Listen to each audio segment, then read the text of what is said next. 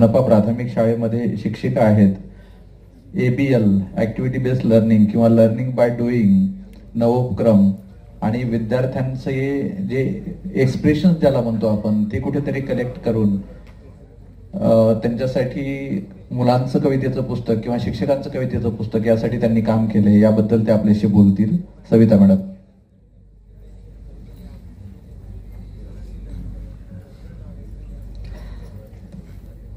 उपस्थित मान्यवर, मुख्याध्यापक, शिक्षक यांना सादर नमस्कार. य समाज सर्व भूतेषु विरागी गतवत्सरः ज्ञानेंद्रिय सुचिर दक्ष सदाचार समन्वितः. हा आपल्या ऋषी मुनींनी म्हटलेल्या श्लोकाचा प्रत्यय म्हणून मी आज येथे उपस्थित आहे. सविता देवरे जगताप, देवनार कॉलनी, मनपा, इंग्रजी शाळा क्रमांक 1, यम पूर्व विभाग 1. आज मी इथे माझ्या 2 बेस्ट प्रॅक्टिसेस शेअर करणार आहे. त्यातली पहिली, मागील वर्षी इयत्ता 2रीचा वर्ग होता. विषय होता गणित, भाग कॉइन्स अँड नोट्स. शिकवताना लक्षात आलं की मुलं अगदी साध्या साध्या बेरजा करताना सुद्धा वही पेन्सिल घेऊन बॉक्स आखत होते. आता पैसा म्हटला म्हणजे आपल्या आयुष्यभराची बाब. त्यात मुलांनी वही पुस्तक न घेता कसं शिकलं पाहिजे हा प्रश्न मला पडला. विषय सोपा होता पण तेवढा गंभीर. मग काय म्हणतात ना, आपत्ती ही आविष्कार की जननी होतीये. आपल्याला त्या प्रमेयाच्या त्रिकुटासारखं एक त्रिकूट मला सुचलं. शिक्षक, बालक आणि पालक. पालकांची सभा घेतली, चर्चा केली आणि नवनवीन कल्पना सुचायला लागल्या. पहिली, वर्गात बाजार भरवला. बाजारात वस्तू होत्या पेन, रबर, पेन्सिल, वही, ज्या आपल्या विभागाकडून अगदी मोफत मिळतात आणि त्यासाठी करन्सी म्हणून आपल्या मुलांच्या संग्रही असलेल्या चिल्ड्रन बँकच्या नोट्स. म्हणजे माझा प्रोजेक्ट झाला विथ 0 बजेट. आता त्यात काही मुलं गिराईक बनली तर काही विक्रेते. एक थोडासा ट्विस्ट होता की कुठलीही वस्तू घेताना मुलांना सुट्टे करावे लागत होते, कारण आमच्या वस्तूंची किंमत राऊंड फिगर नव्हती. म्हणजे मुलं विकत होते, विकत घेत होते, सुट्टे करत होते, चुकतही होते, पण ते शिकत होते विदाऊट वही आणि पेन्सिल.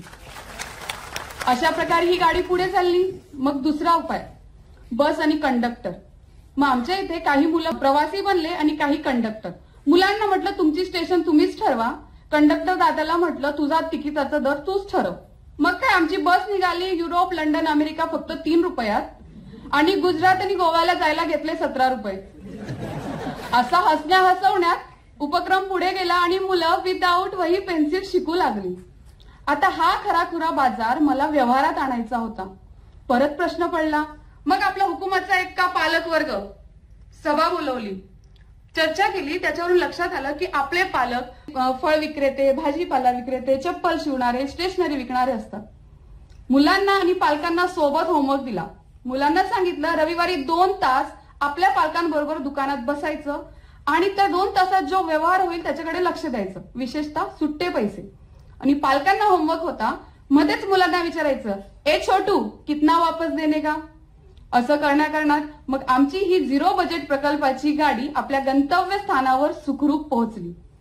काम करत राहिलो ना तर नोंद ती होतेच. आणि म्हणूनच SCRTने आयोजित केलेल्या नवोपक्रम स्पर्धेत माझ्या ह्या प्रकल्पाला 3रा क्रमांक मिळाला.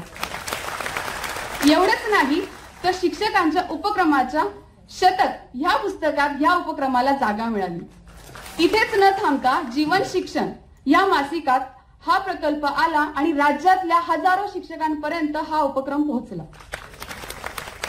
दुसरी म्हणजे which is very close to my heart, that is the journey of the voice of little souls. मी एक शिक्षिका आहे, त्याबरोबर मी लेखिकाही आहे.